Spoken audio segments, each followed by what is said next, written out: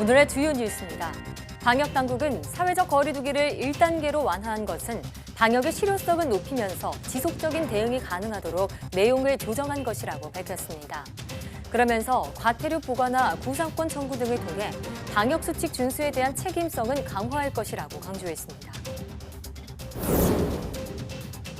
전국의 사회적 거리 두기가 1단계로 완화되면서 대형 학원과 뷔페 식당, 노래방과 클럽 등이 영업을 재개했습니다. 또 지방자치단체장의 책임 아래 현재 휴관 중인 사회복지시설 9만여 곳의 운영도 조만간 재개됩니다. 유치원과 초중고교의 학교 밀집도가 3분의 2로 완화되면서 다음 주부터 서울 지역의 초등학교 1학년은 매일 등교하고 중학교 1학년도 등교 수업이 확대됩니다. 300인 이상의 대형 학원도 대면 수업이 재개됐습니다. 미국에서 코로나19 신규 확진자가 연일 5만 명씩 발생하는 등 확산세가 계속되고 있습니다. 영국과 프랑스, 스위스, 네덜란드 등은 올해 3, 4월보다 상황이 더 악화하는 등 봉쇄 조치를 완화한 유럽에서도 확산 움직임이 빨라지고 있습니다. 10월은 세계 유방암 예방의 달입니다.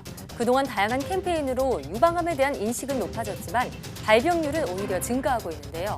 그 원인과 예방법은 무엇인지 오늘 내몸 보고서에서 알아봅니다.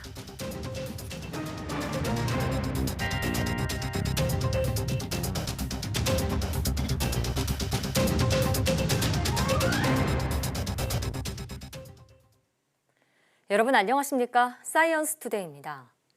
박능후 중앙재난안전대책본부 1차장은 약 2달간의 강화된 사회적 거리 두기로 국민들의 피로도가 누적된 것과 자영업자의 부담 등 민생경제에 부정적인 영향을 고려해 전국의 2단계 사회적 거리 두기를 1단계로 완화했다고 밝혔습니다.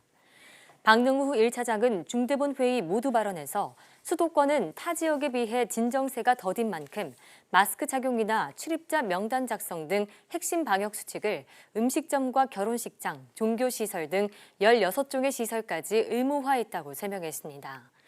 박 차장은 일부 시설의 강제적인 운영 중단과 폐쇄는 최소화하면서 시설별 위험도에 따른 정밀 방역을 강화하고 심각한 방역 수칙 위반 시 과태료 등을 부과하도록 해 책임성을 높였다고 말했습니다.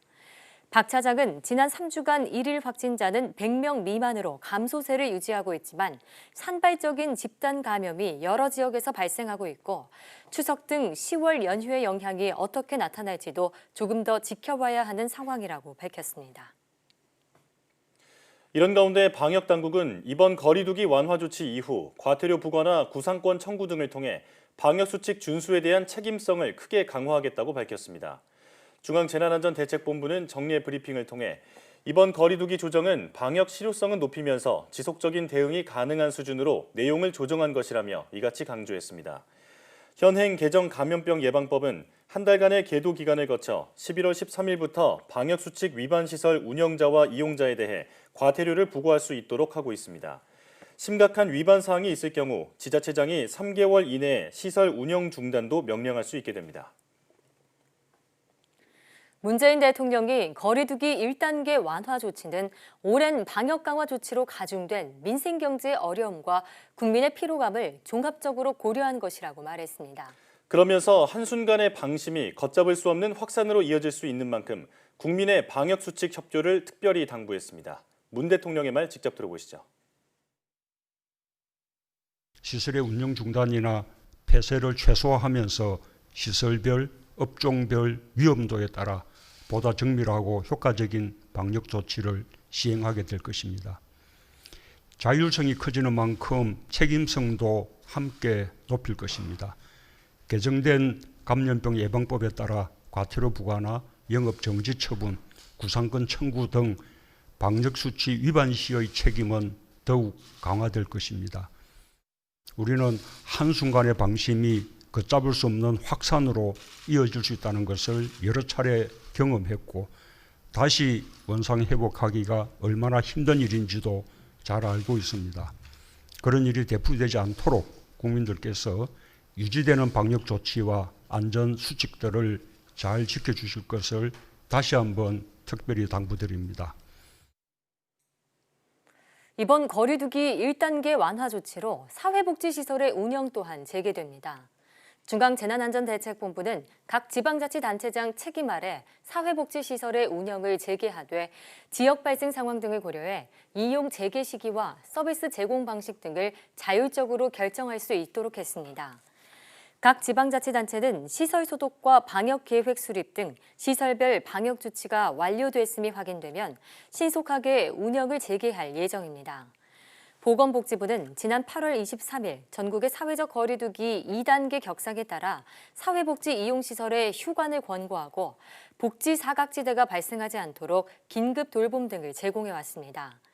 지난 금요일 기준으로 11만 4천여 개 사회복지시설 중 83%인 9만 5천여 개 시설이 휴관 중이었습니다.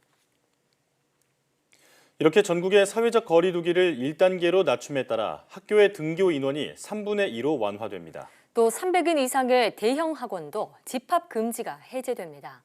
보도에 김종균 기자입니다. 수도권을 포함한 전국의 학교 밀집도 제한 기준이 전교생의 3분의 1에서 3분의 2로 완화됩니다. 원격 수업이 길어지면서 발생하는 학습 격차를 완화하기 위해 대면 수업이 늘어나야 한다는 학교 현장의 요구가 적극적으로 반영되었습니다. 다만 과대 학교와 과밀학급, 수도권 학교는 밀집도 3분의 2 원칙을 반드시 지켜야 합니다. 상대적으로 위험도가 적은 비수도권은 지역과 학교 여건에 따라 전면 등교도 할 수 있습니다. 오전 오후반 등교, 학년별, 학급별 홀짝제, 시차 등교, 격일 등교 등 방법은 다양합니다.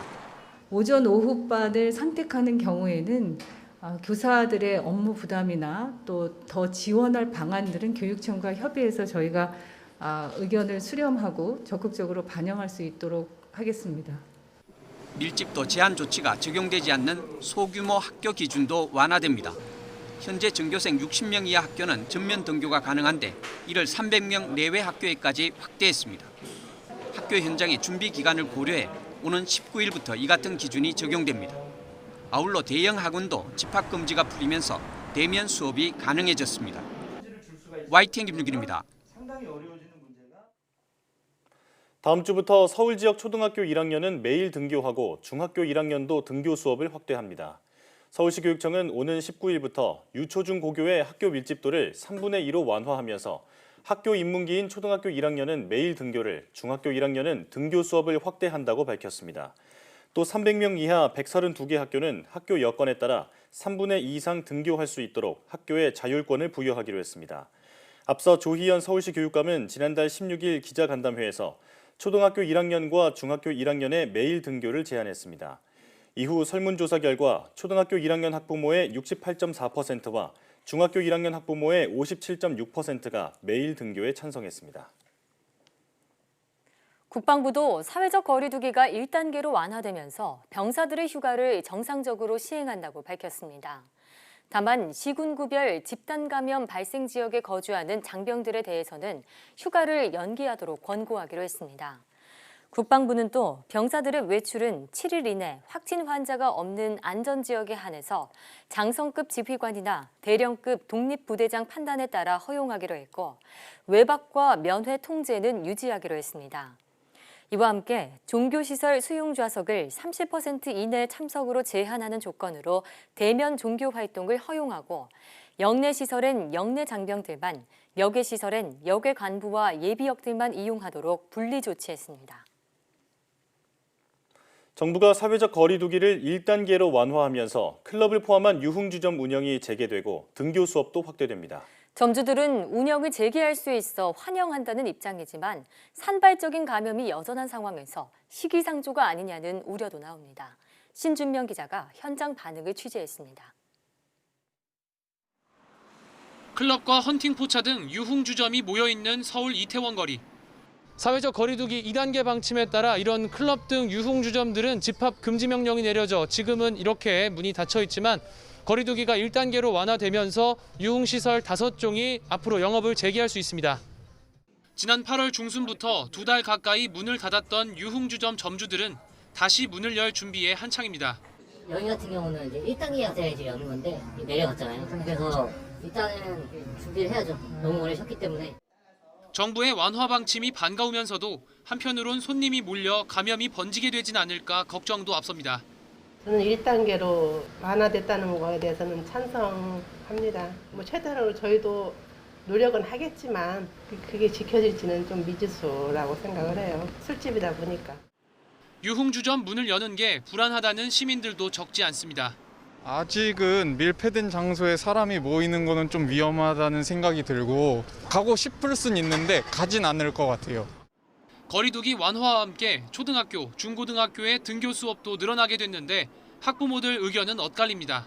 저는 아직은 좀 시기상조인 것 같거든요. 아직도 지금 산발적으로 확진자가 계속적으로 늘어나고 있고 아직까지 좀 걱정이 되는 부분들이 있어서 모든 사회 전문가들이 결정한 사항이기 때문에 그거는 정부 방침에 따라서 믿고 아이를 학교에 보내는 게 맞다고 생각합니다. 방역 규칙들을 잘 지키고 있기 때문에 저는 안전할 거라고 생각을 합니다. 지난 8월 16일부터 2단계로 강화됐던 수도권 거리두기 지침. 2달 만에 완화된 단계의 영향이 어떤 결과를 가져올지는 결국 개개인이 얼마나 방역 수칙을 지키느냐에 달렸습니다. 정부는 감염이 크게 확산하면 다시 단계 강화로 되돌아갈 수밖에 없다고 거듭 강조했습니다. YTN 신준명입니다. 서울시가 정부의 사회적 거리두기 완화 조치에도 실내외 마스크 착용 의무화 행정명령을 연장해 유지하기로 했습니다. 지난 8월 24일부터 시행된 마스크 착용 의무화 행정명령은 사회적 거리두기 2단계 유지 기간에 대해 내려져 있었습니다. 이번 방침에 따라 서울시는 계도 기간을 거쳐 다음 달 13일부터 마스크 착용 의무화 조치를 어길 경우 과태료를 부과할 방침입니다. 정부가 사회적 거리두기 단계를 낮추면서 경찰이 집회 시위를 차단하기 위한 차벽을 당분간은 설치하지 않겠다고 밝혔습니다. 서울지방경찰청은 간담회를 통해 수도권의 거리두기 단계가 완화되면서 100인 이상의 집회라도 차벽을 설치하는 일은 당분간 없을 것이라고 밝혔습니다. 또 이미 집회를 신고했지만 거리두기 2.5단계에서 금지 통보를 받았던 단체에는 집회 가능 안내를 보내겠다고 덧붙였습니다. 지난 5월 시행된 대중교통 내 마스크 착용 의무화 조치에 대해선 지금까지 3,000건 넘는 신고가 접수됐고 이 가운데 230여 건을 수사하고 있다고 밝혔습니다. 또 서울시의 마스크 착용 의무화 행정명령 계도 기간이 다음 달 13일까지로 늘어나면서 계도 기간이지만 서울시와 협조해 경각심을 높일 방침이라고 밝혔습니다. 자가격리자들을 관리하는 공무원들은 격리자들이 건강은 괜찮은지 이탈하진 않았는지 수시로 점검합니다. 불안하고 답답해하는 격리자들의 마음을 다독이며 방역을 해주는 것 또한 중요한 업무인데요. 때론 격리자들의 손발이 되어주기도 하는 공무원의 하루를 정현우 기자가 따라가 봤습니다. 2주 동안 자가격리하는 해외 입국자 몇몇이 머무는 서울 마포구의 한 숙박업소. 구청 공무원들이 문을 두들깁니다. 계세요. 네, 마포구청에서 나왔습니다. 오늘도 어김없이 불시 점검에 나선 겁니다. 집에 계셨으니까 이제 확인되셨고 하루에 2번씩 자가진단 어플 체크해 주시고요. 제가 근데 미국 시간 때 시간 맞춰가지고 일하느라고 낮에 자. 현재 마포구에 있는 자가격리자는 모두 700여 명. 이들을 위치 추적 앱으로 관리하는 공무원은 300명 정도인데 현장 조사에 나서는 전담관리팀은 단 3명입니다. 전부 찾아가기 어려운 만큼 이탈이 의심되는 경우를 추려 점검에 나섭니다. 예, 혹시 박사님 맞으실까요? 격리 장소를 이탈한 경우를 적발할 때면 행여 확진자면 어쩌나 가슴이 철렁합니다. 저희 마포구에서는 약 한 11건에서 12건 정도 지금 고발 조치가 이루어졌고요. 그리고 저희도 항상 위험에 노출되어 있긴 하지만 그래도 자가격리자들도 한 시민이고 국민. 앱으로 하루 2차례 건강 상태를 체크하고 이탈 여부를 관리하는 것만이 전부가 아닙니다. 자가격리를 어떻게 하면 되는지 일일이 안내하는 건 기본. 온라인 주문을 할 줄 모르는 어르신이나 한국어가 서툰 외국인을 대신해선 일주일에 2-3번 필요한 물품을 사다 주기도 합니다. 이제 다 사신 거예요? 예, 근데 그 빵 같은 것도 사야 되고 네, 샐러드 같은 것도 좀 필요하시다고 해서 그거 사러 가야 됩니다. 먹거리가 상할까 냉장고에 넣어두라는 말도 잊지 않습니다. 냉장고에 넣어놓으시고 올해는 못 드실 거고요. 과일 위주랑 그냥 반찬 있는 거 최대한 사긴 샀거든요. 예, 그렇게 해서.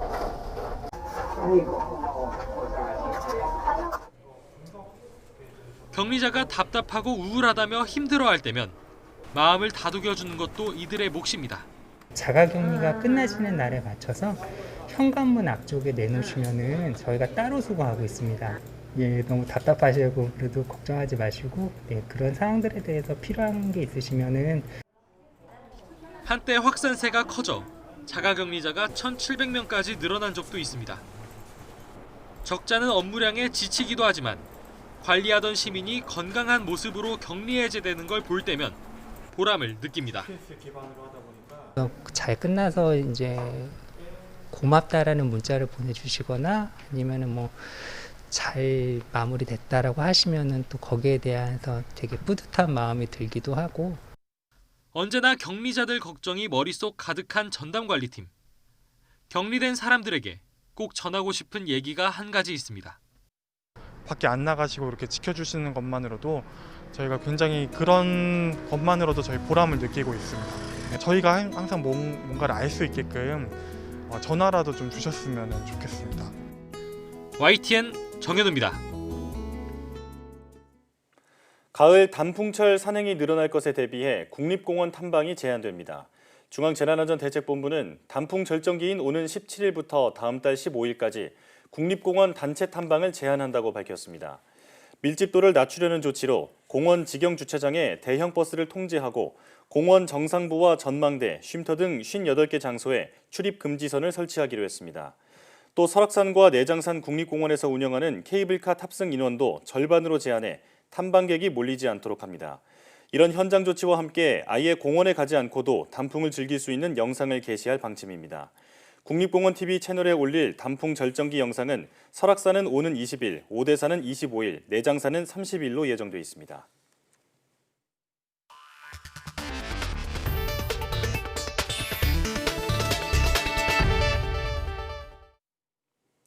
미국 대선이 3주가량 남은 가운데 경합주에서 도널드 트럼프 대통령의 약세가 계속되고 있는 것으로 나타났습니다.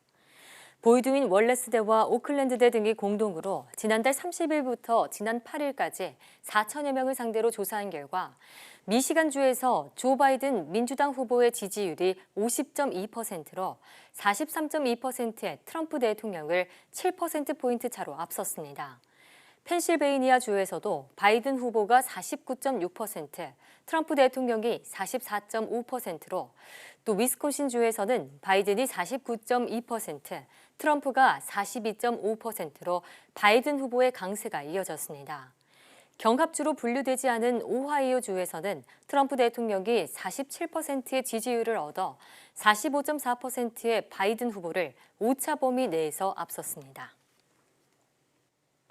코로나19는 이 정도 했으니 됐겠지 하고 방심하는 순간 다시 급속도로 퍼집니다. 미국과 유럽, 브라질이나 이란 등 세계 곳곳에서도 규제를 완화하자 코로나19가 걷잡을 수 없이 확산하고 있습니다. 보도에 김형근 기자입니다. 세계 최대 코로나19 피해국인 미국. 최근 연일 신규 확진자가 5만 명씩 쏟아지고 있습니다. 28개 주에서 최근 일주일간 하루 평균 신규 확진자가 그 전주보다 늘었습니다.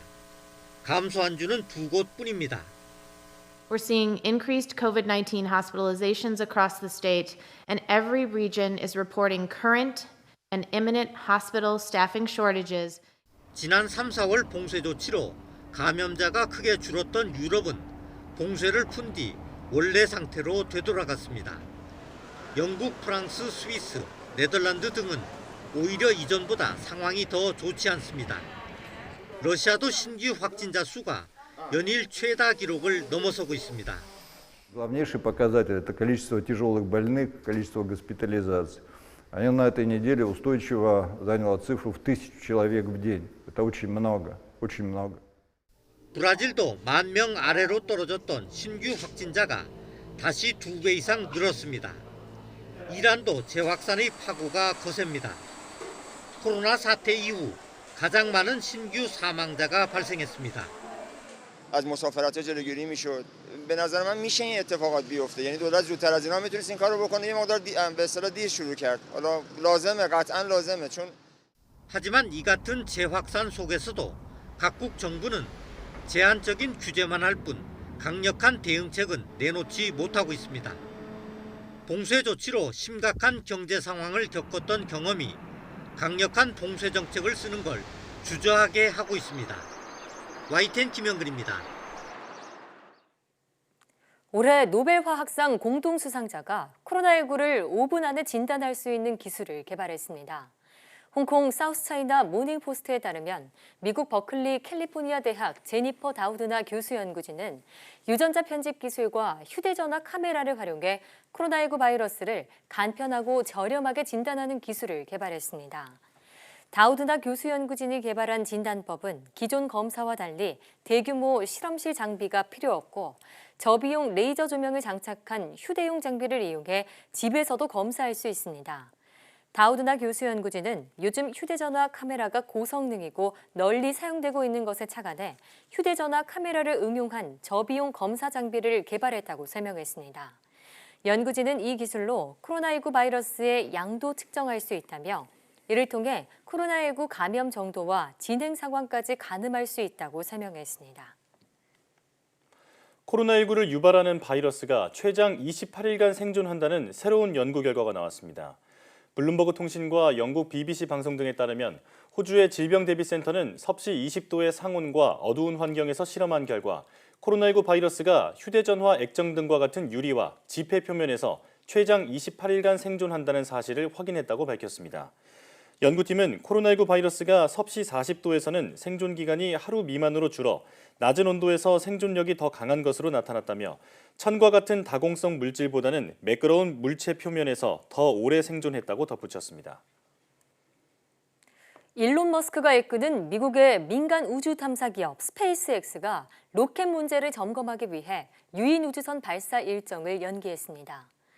스페이스X와 미 항공우주국 나사는 유인 우주선 크루1 발사 시기를 오는 31일에서 다음 달 초중순으로 연기했다고 밝혔습니다. 나사는 성명을 통해 스페이스X가 팰컨9 로켓 엔진 문제를 시험하고 데이터를 검토할 것이라며 발사 연기 사유를 설명했습니다. 스페이스X는 이번에는 우주 비행사들을 국제 우주 정거장에 정기적으로 실어 나르고 지구로 데려오는 첫 번째 공식 임무를 준비 중이었습니다. 하지만 지난 2일 미 우주군 전용 위성을 탑재한 팰컨9 로켓이 엔진 동력 계통에 문제가 생기면서 이륙 2초 전에 발사가 연기됐고 팰컨9 로켓의 전반적인 점검을 위해 크루1의 발사 일정도 함께 미뤘습니다.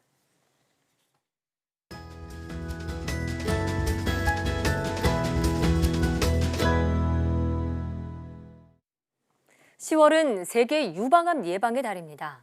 다양한 유방암 캠페인 등으로 질병에 대한 인식은 높아졌지만 발병률은 계속해서 증가하고 있는데요. 오늘 내 몸 보고서에서는 유방암의 원인과 예방법에 대해 알아보겠습니다. 건국대학교 병원 유방암센터 유영범 교수와 함께합니다.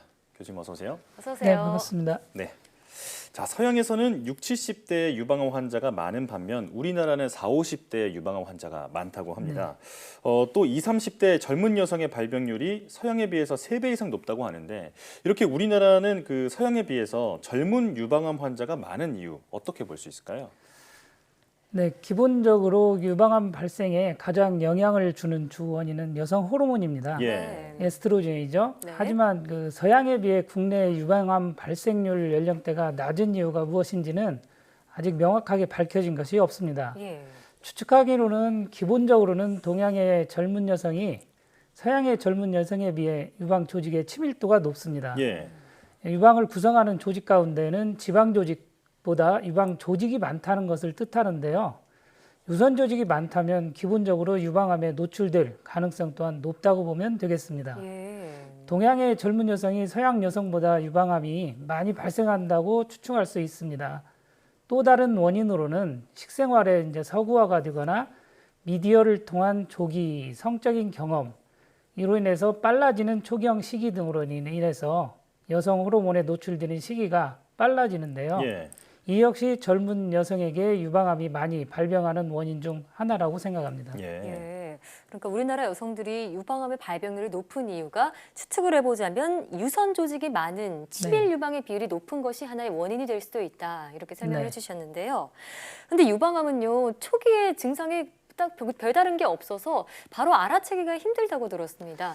그렇지만 우리가 유방암을 좀 의심해 볼 수 있는 그런 증상들은 어떤 게 있을까요? 네, 가장 흔한 증상은 유방에 통증이 없는 딱딱한 덩어리가 만져지는 것입니다. 예. 네. 하지만 이러한 덩어리가 만져지면 암의 크기가 위치에 따라 좀 다르긴 하는데요. 예. 일반적으로 이제 피부 밑에 가깝게 있는 경우는 작게는 0.5cm에서 1cm 이상은 돼야 하는데요. 실제로 아주 열심히 자가 검진을 하지 않는 이상은 쉽게 발견하기는 어렵다고 봅니다. 예. 다만 유두에서 피가 섞인 분비물이 나오거나 젖꼭지에 잘 낫지 않는 습진이 생기는 경우, 이때는 자가 증상이 있기 때문에 초기 유방암을 의심할 수 있습니다. 네. 또 다른 증상으로는 암 조직이 주위 조직을 잡아 끌어서 피부가 함몰되는 경우가 있고요. 드물기는 하지만 어떤 유방암은 피부 림프 조직의 폐쇄로 피부 부종과 피부가 두꺼워지면서 피부가 오렌지 껍질 모양으로 나타나기도 합니다. 예. 또 암이 어느 정도 진행되면 겨드랑이 림프절에 전이 되어 겨드랑이에서 덩어리가 만져지기도 하고 심하게 진행되면 빨갛게 부어오르며 통증이 있거나 열감을 수반할 수도 있습니다. 예. 이런 말씀해주신 증상이 있다면 꼭 병원에 내원해서 자세한 검진을 받아보는 게 중요하겠다 이런 생각이 드는데, 네. 자 그런데 이런 그 유방의 변화를 알아차리려면 자가진단법을 좀 알아야 할 것 같거든요. 네.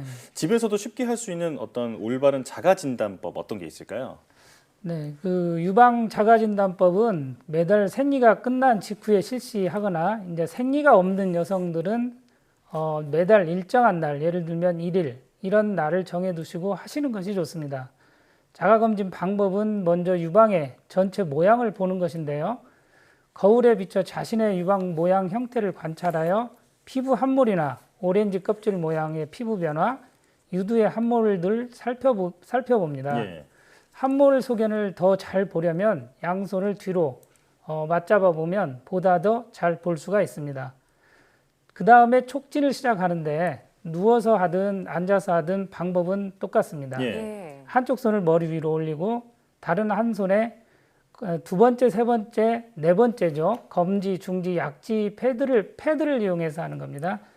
유방을 촉진합니다. 촉진하는 방법은 일정한 규칙이 있는 것은 아닙니다. 어떤 방법을 택하든지 반드시 유방 전체를 빠짐없이 촉진해야 한다는 것입니다. 예. 한 예로 유두부 중앙에서 바깥으로 원을 그리면서 유방을 부드럽게 비비듯이 눌러보며 멍울이 있는지 확인하는 방법이 있습니다. 예. 즉 본인이 편한 방법으로 유방을 촉진하면 되겠습니다. 네. 촉진을 마치면 반드시 유두의 전면을 안쪽으로 모아서 짜보면 비정상적인 분비물이 흘러나오는지 관찰해야 합니다. 예. 마지막으로 더 나아가서 이제 겨드랑이나 이 쇄골 상부 쇄골 상부를 촉진해서 덩어리가 만져지거나 이런 게 있는지 확인해야 합니다. 만약 유방에 멍울이 있고 겨드랑이에 멍울이 만져진다, 쇄골 상부에도 멍울이 만져지면 이거는 유방암이 있으면서 림프절 전이가 있을 수도 있다는 것을 의미합니다. 그렇군요. 네. 추가적으로 궁금한 게 덩어리나 멍울이 만져진다고 했을 때 그 크기를 우리가 동전으로 비유하자면은 몇백 원짜리 동전을 좀 비유하면 좀 쉬울까요? 그 다양한 크기인데요. 예. 이제 만져지려면 한 10원짜리 동전 이상은 10원짜리요? 커져야 어느 예. 정도 촉지가 가능한 걸로 네, 그렇군요. 보겠습니다. 네, 오늘 알려주신 이런 자가 검진법을 통해서 좀 규칙적으로 내 유방 상태를 확인해 보는 게 좋겠다 이런 네. 생각이 드는데, 자 예전에 한 드라마에서요 남성 주인공이 유방암에 걸려서 수술을 받은 장면이 정말 화제가 됐었어요. 그때 많은 분들이 남성도 유방암의 위협으로부터 안심할 수 없구나 이런 걸 깨닫는 계기가 네, 됐었는데 실제로도 좀 남성 유방암 환자들이 늘고 있는 추세라고요. 네, 그렇습니다.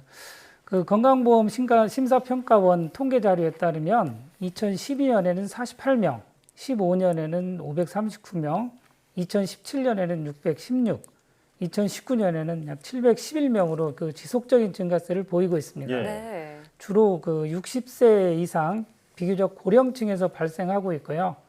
통증은 없지만 한쪽 유방의 유두 밑에 혹이 만져지는 경우 남성 유방암을 의심할 수 있습니다. 예. 혹의 모양은 불규칙하고 단단한 경우가 많고 유두에서 분비물이나 피가 나오거나 유두가 함몰이 되거나 피부 교양 등이 발생하기도 합니다. 예, 이 급증하고 있는데 남성에게도 유방암이 발생할 수 있기 때문에 조심해야겠다는 생각이 듭니다.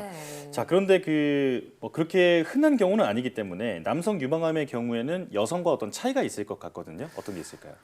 네, 여성에 비해서 유방암 가족력이 상당히 높은 걸로 되어 있습니다. 10 내지 15% 정도로 높고 남성 유방암의 약 80% 정도가 유방암 유전자인 브라카 유전자가 있는데요. 이런 예. 브라카 1, 2 두 개가 있는데 요거와 관련되어 있는 경우가 많이 있습니다. 따라서 유방암으로 진단된 남성은 반드시 브라카 유전자를 검사를 고려를 해야 됩니다.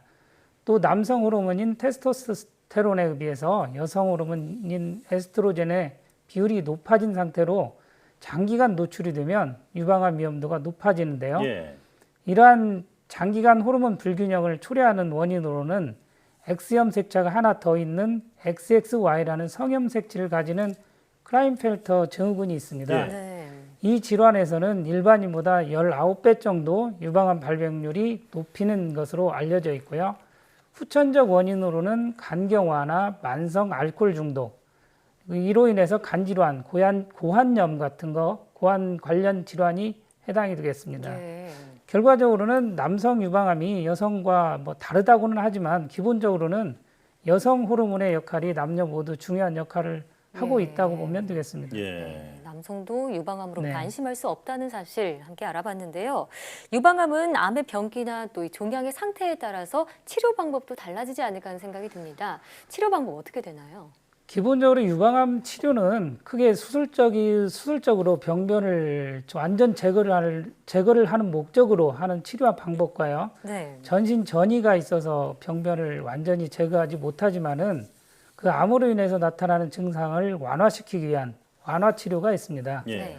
먼저 그 완치 목적으로 시행하는 치료 방법에는 수술, 항암, 방사선, 표적, 항호르몬 치료가 복합적으로 이루어지고 있습니다. 네. 그래서 수술적 치료 방법으로는 유방을 완전히 제거하고 겨드랑이에 있는 림파절을 절제하는 변형 근치적 유방 절제술과 유방 병변 부위만을 제거하고 유방을 보존하는 유방 보존 수술로 크게 나누어 볼 수 있습니다. 네. 물론 유방 보존 수술을 시행하더라도 겨드랑이 림프절은 완전히 제거하거나 일부만 제거하는 감시 림프절 두 가지 방법을 선택하고 있습니다. 예.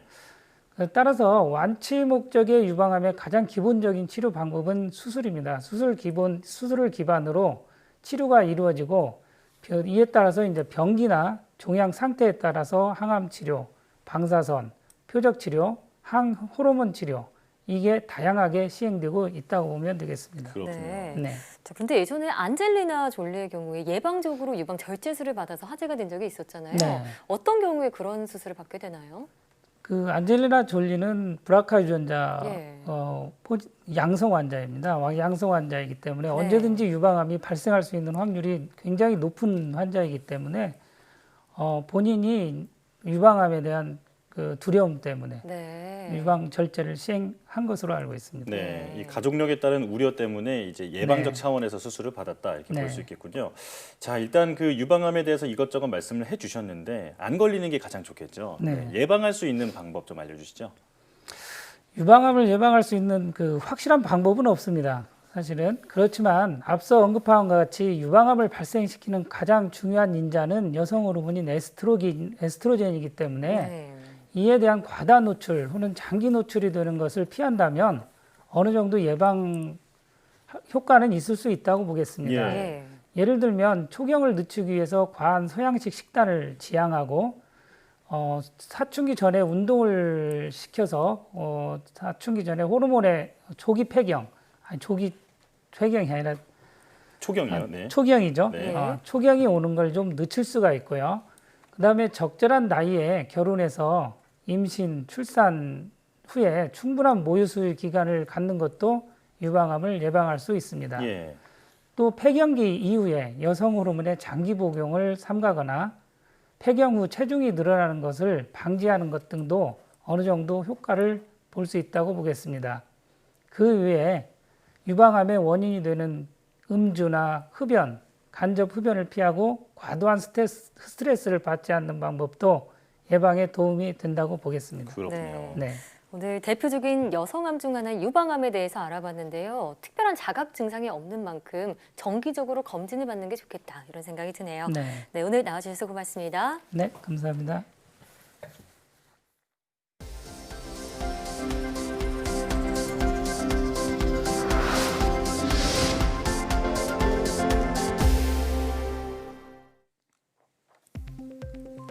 코로나19로 방역이 강화되면서 독감 유행이 짧아지고 독감 입원 환자도 절반으로 줄어든 것으로 나타났습니다.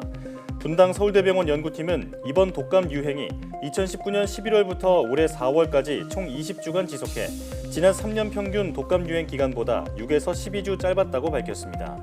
또 코로나19 최초 환자 발생 후 독감 입원 환자는 3,200여 명으로 2017년부터 2018년 유행 당시에 6,800여 명보다 53% 감소했다고 말했습니다.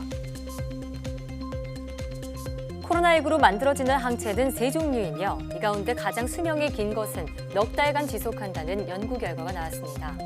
미 매사추세츠 종합병원 연구팀은 코로나19 환자와 일반인 혈액을 비교 분석해 코로나19 항체가 면역 글로불린 GAM이라고 밝혔습니다. 또 면역 글로불린 G의 수명은 약 4개월로 가장 길었으며 나머지 항체는 2.5개월로 나타났다고 말했습니다. 국내 연구진이 세포 속 DNA를 실시간으로 정확하게 추적하는 기술을 개발했습니다. 울산과학기술원 연구팀은 유전자 가위에 형광 단백질을 붙여 특정 DNA의 구조나 움직임을 관찰할 수 있는 기술을 개발했다고 밝혔습니다.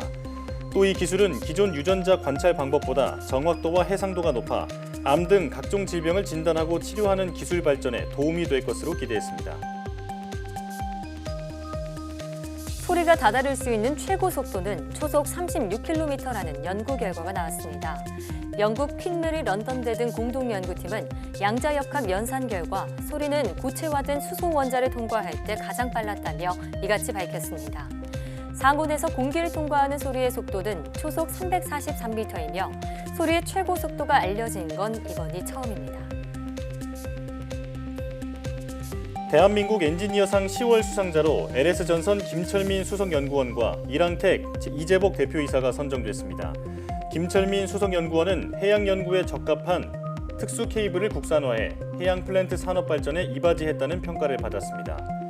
이재복 대표이사는 통신사업자 간 주파수 간섭을 최소화하는 장비 등 통신사업 장비 핵심 부품을 국산화했습니다. 대한민국 엔지니어상은 산업 현장의 기술 혁신을 장려하기 위해 제정된 상으로 과기정통부는 매월 대기업과 중소기업 엔지니어를 각 1명씩 선정해 장관상과 상금 700만 원을 주고 있습니다.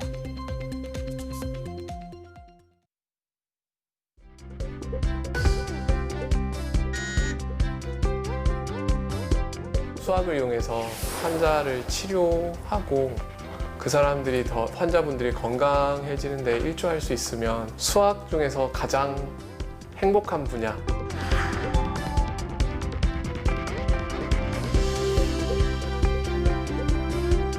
생체시계라는 딱 요 주기성만은 24시간이 항상 유지가 돼요. 온도가 변해도.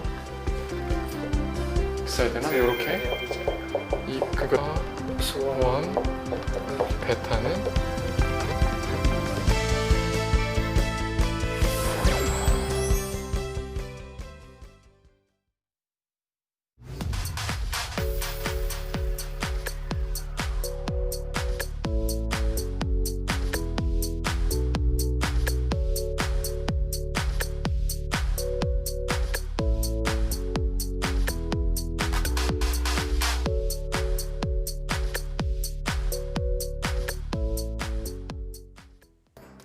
해외여행을 다녀오거나 근무 시간이 바뀌면 시차 때문에 고생하곤 하죠.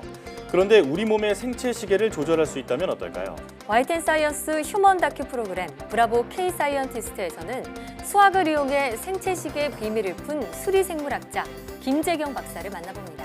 여러분의 많은 시청 바랍니다. 사이언스 투데이 오늘 저희가 준비한 소식은 여기까지입니다. 함께해 주신 여러분 고맙습니다.